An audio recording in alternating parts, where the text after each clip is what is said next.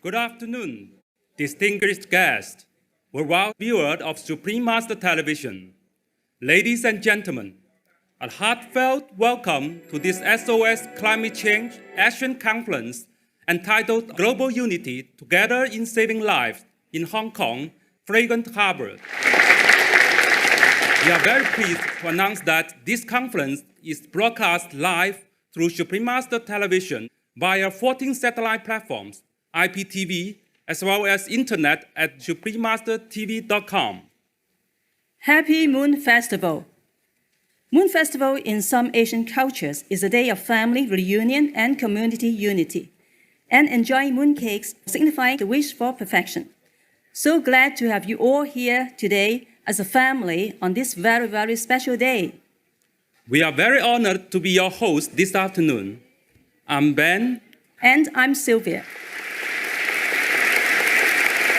According to many prophecies, in this challenging era, the Rainbow Warriors will appear. They are both guardians and pioneers of the earth.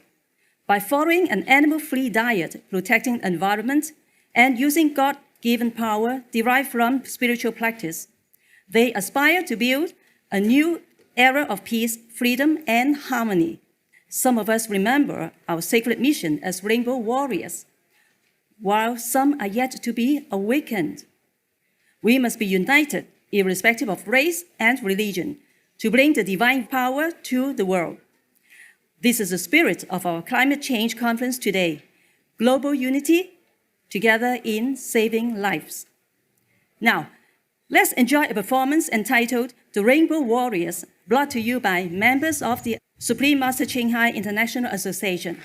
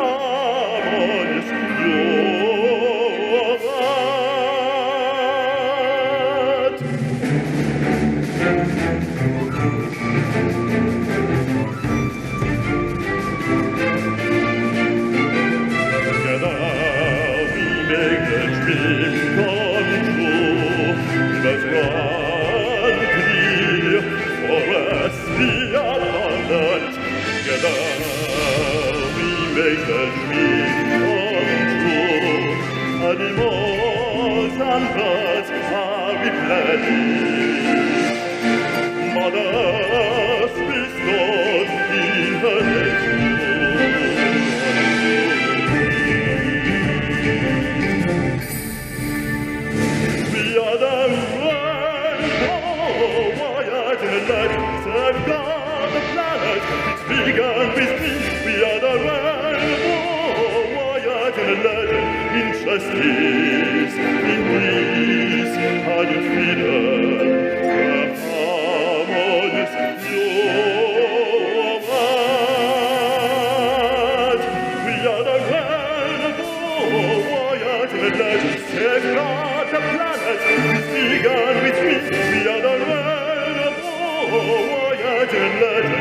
justice, in peace, and in freedom, a honest new world. A honest new world.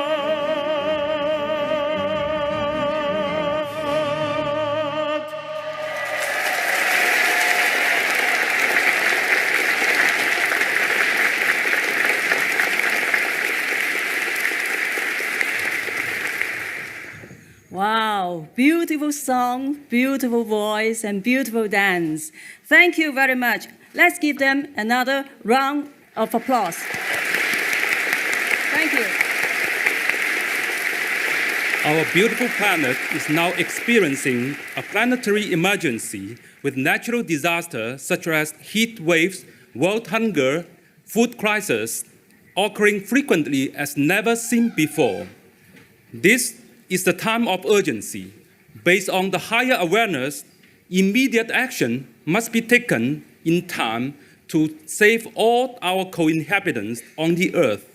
How much do we know about our Mother Earth and the impact of global warming? Here is a short film unveiling the truth.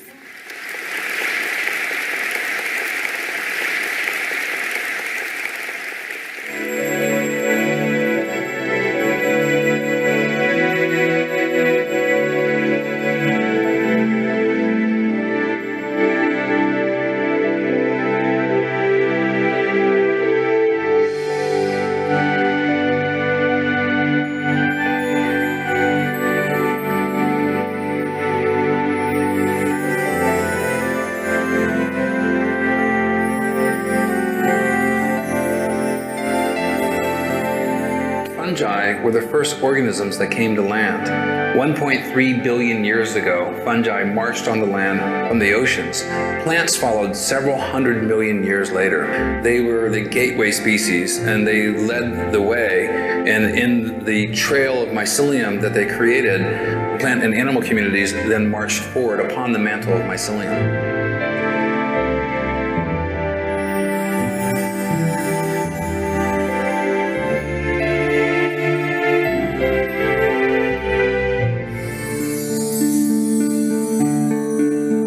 Every day, up to 270 species are erased from existence.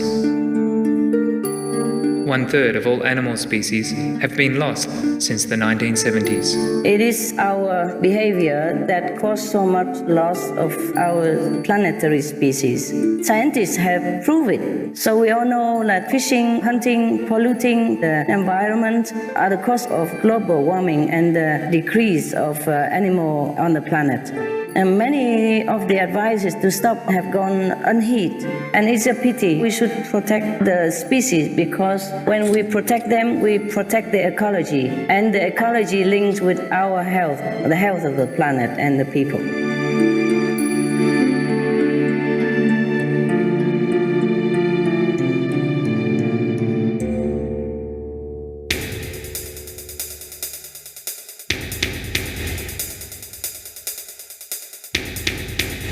According to the World Health Organization, the 2009 swine flu pandemic is the fastest ever spreading pandemic in history, with millions today likely to be infected.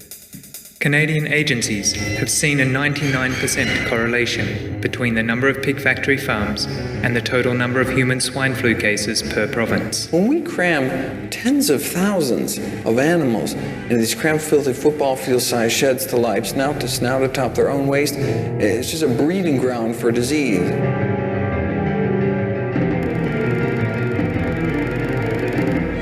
Pig and other animal factory farms also create antibiotic-resistant bacteria. In the US, where 70% of all antibiotics are fed to farm animals, bacterial infections claim 18,000 human lives each year, which is more than all the AIDS fatalities in the country.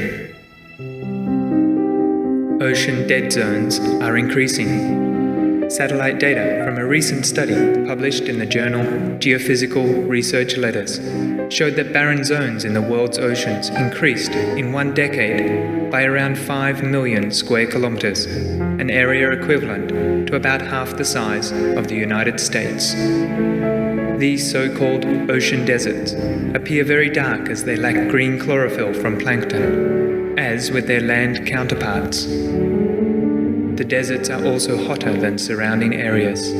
Animal agriculture is largely responsible for these regions that support no life, as fertilizers and manure make their way to the oceans, ultimately robbing it of oxygen and killing marine animals and plants in increasingly larger areas.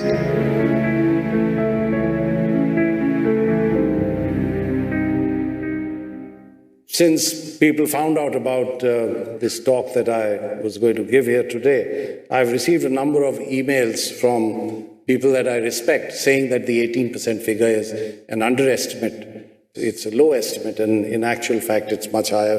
And I got some information just recently that the new figures now indicate that at least half of the greenhouse gases that are out there now, not the 15 or 20%, at least half, and maybe considerably more, are due to livestock production. Greenhouse gases are emitted during virtually every step of the meat-producing process. Of the 3 major greenhouse gases, carbon dioxide, methane, and nitrous oxide, methane is up to 72 times more potent than CO2, while nitrous oxide is up to 300 times more potent. Sure, we have to deal with CO2 in the long run. But if you want to make an impact on climate in the next 20 years, the place to do it is with the shorter-lived greenhouse gases, most important of which is methane. We have a critical environmental crisis now happening with effects that we're seeing around the world. And if we want to address the warming we're seeing now, the best bang for our buck comes in addressing the other gases, mostly methane, and its number one source, animal agriculture.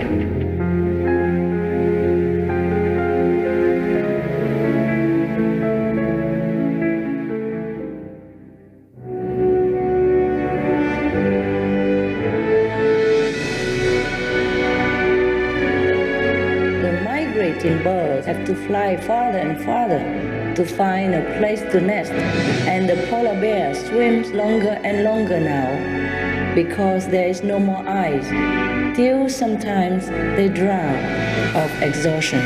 Or why the neighboring country has so many floods in recent years, so many disasters, etc., etc. Tell them how climate change is affecting real life, real animals, real people, and their own lives as well. But it's also important to show the young people that there is still hope.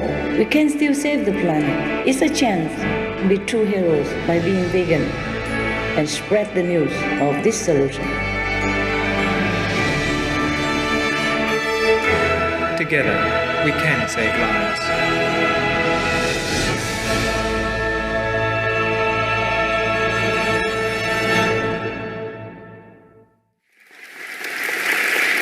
Now, we all know how seriously global warming is affecting our life.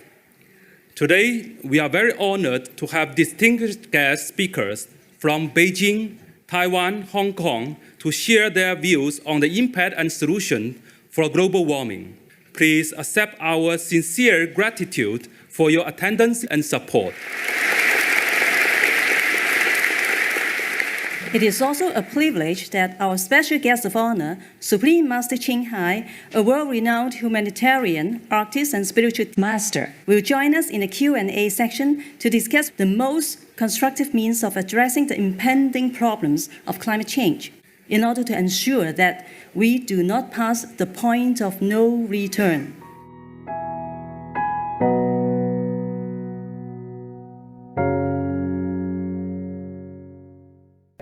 Veganism is what will heal this planet. Ivana Lynch, vegan.